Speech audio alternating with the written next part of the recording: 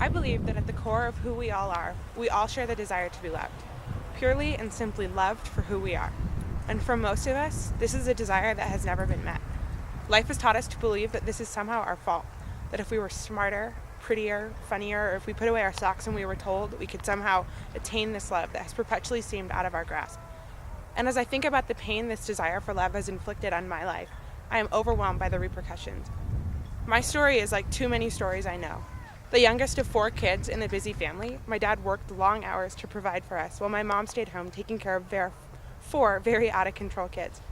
I had physically present but emotionally absent parents, incapable of love. And I have instinctively been trying to earn my parents' love from a very early age. It never quite worked as I planned, though, and so in the absence of that love, I went looking for love out in the world. And when I thought I found it, I was willing to pay any price to keep it. About 6 years ago, I was in a relationship of my dreams. John and I had been best friends for a while, and when we began dating, I was elated. I thought I had found the guy for me.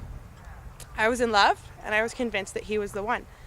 We dated for a year, and I thought life was pretty amazing. It was by far the best relationship I had ever been in.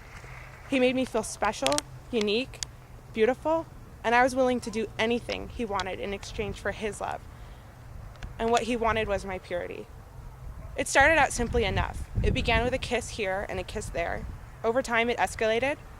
My physical boundaries were pushed and pushed farther and farther until there was almost none left. I let him use my physical body to fill an emotional need that I had. The more we fooled around sexually, the less we talked, the less we dated.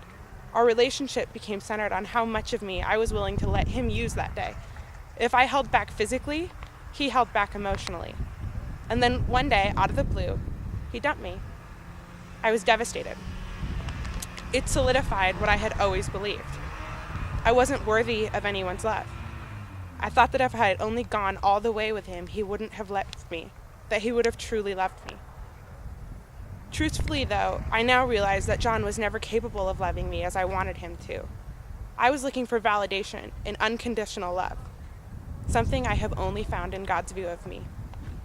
I had to learn the hard way how much it hurts to place my purity in unworthy hands. Even though I've repented and I know that I've been forgiven, there are still consequences. I know that someday I'll have to tell my future husband about my past. I'll have to tell him that I have almost nothing left to offer him, that I already gave most of me away.